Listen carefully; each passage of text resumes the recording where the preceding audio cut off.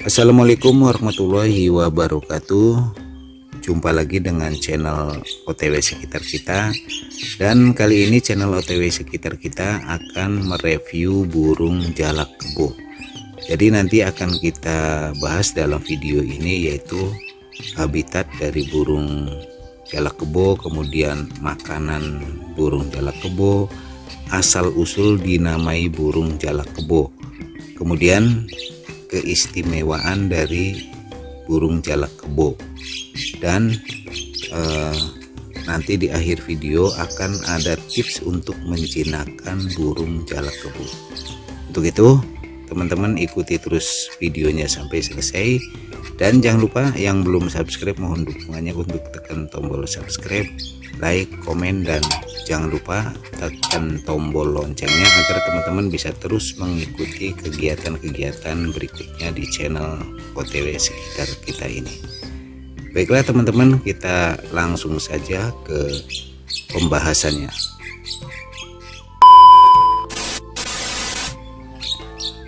Burung jalak kebo ini tersebar di Asia Tenggara ya teman-teman. Kemudian di Indonesia sendiri banyak dijumpai di Pulau Jawa dan Pulau Bali ya, terbanyak ya teman-teman. Nah, habitat burung jalak kebo ini biasanya hidup di padang rumput, kemudian di sawah, kebun, mangrove, pedesaan, dan banyak juga sih kita temui di perkotaan ya teman-teman. Jadi sering kita lihat di pinggir-pinggir kota. Nah, jalak kebo biasanya hidup dalam kelompok besar ya teman-teman, tapi enggak jarang juga kita lihat dalam kelompok kecil ya teman-teman. Biasanya mereka mencari makan di padang rumput, kemudian di pemukiman, di lahan pertanian, dan juga sering kita lihat mereka mencari makanan di pinggir-pinggir kota ya teman-teman. Nah, makanan pokok dari burung jalak kebo ini sebenarnya yaitu serangga ya, seperti jangkrik, ulat-ulatan, kemudian kroto, dan serangga lainnya ya teman-teman. Akan tetapi burung ini juga lahap juga sih memakan buah-buahan seperti pepaya, kemudian pisang, dan lain-lainnya teman-teman. Lalu pertanyaannya, kenapa si jalak ini disebut jalak kebo ya teman-teman? Apakah warna bulunya sama dengan warna kebo, atau sering tidur di kandang kebo? Jadi ceritanya begini teman-teman. Di zaman dahulu burung jalak ini memang sering mendatangi areal yang menjadi ladang penggembalaan kerbau ya teman-teman. Jadi mereka tujuannya yaitu memakan kutu-kutu yang berada di tubuh kerbau ya teman-teman, sehingga burung ini disebut burung jalak kebo. Jadi mereka sering mendatangi kebo untuk mengambil kutu-kutunya atau memakan kutu-kutunya. Dan biasanya si kebo pun tidak marah ataupun tidak mengusirnya ya, karena memang ini yang disebut simbiosis mutualisme ya teman-teman.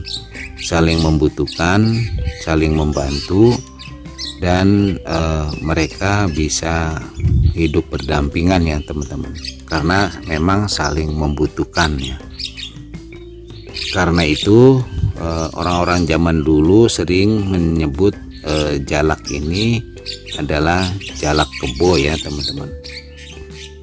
Tapi itu dulu ya teman-teman, karena zaman dulu memang masih banyak bajak-bajak sawah, kemudian kandang-kandang kebo masih banyak ya. Sekarang sudah pembajakan sawah diganti dengan traktor ya teman-teman. Jadi sangat jarang burung kebo, burung jalak kebo ya, maksudnya burung jalak kebo hidup berdampingan dengan kerbau ya, karena memang kerbaunya udah sangat jarang ya, tapi burungnya masih banyak ya teman-teman.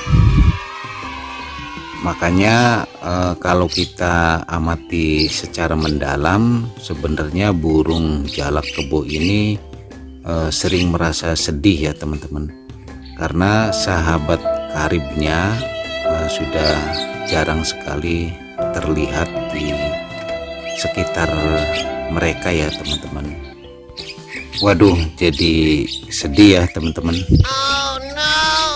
Oke teman-teman, kemudian apa sih keistimewaan jalak kebo? Keistimewaan jalak kebo yang pertama yaitu burungnya mudah dijinakkan ya teman-teman, terutama jika dipelihara sejak kecil. Kemudian yang kedua, burung jalak kebo pandai menirukan suara-suara lain ya teman-teman, bahkan bisa menirukan suara manusia ya, walaupun hanya beberapa suku kata ya teman-teman. Kemudian yang ketiga, keistimewaan si jalak kebo itu adalah memiliki daya tahan tubuh yang baik ya teman-teman, sehingga mampu hidup di berbagai kondisi dan cuaca ya. Oleh karena itu burung ini relatif mudah untuk dirawat ya teman-teman.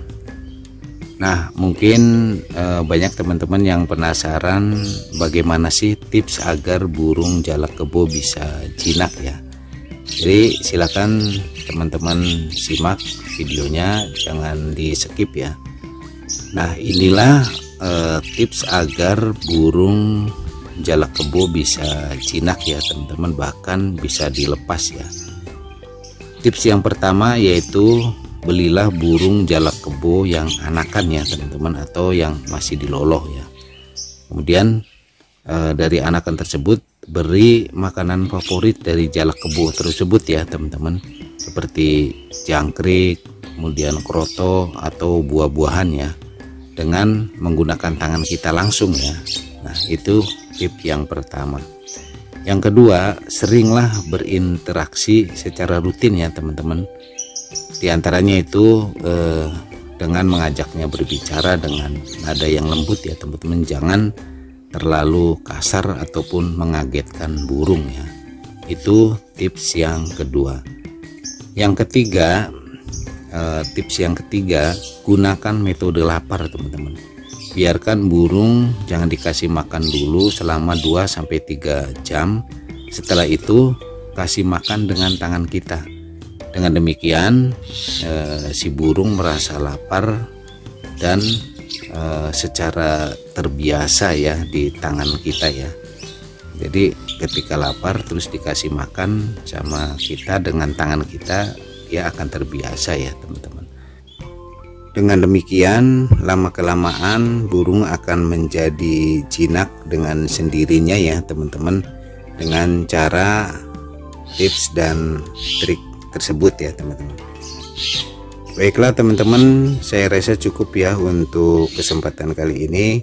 Jangan lupa yang belum subscribe, mohon dukungannya untuk tekan tombol subscribe ya teman-teman. Sekian dan terima kasih. Salam satu hobi, salam kicomania, salam sehat selalu. Wassalamualaikum warahmatullahi wabarakatuh. Sampai jumpa.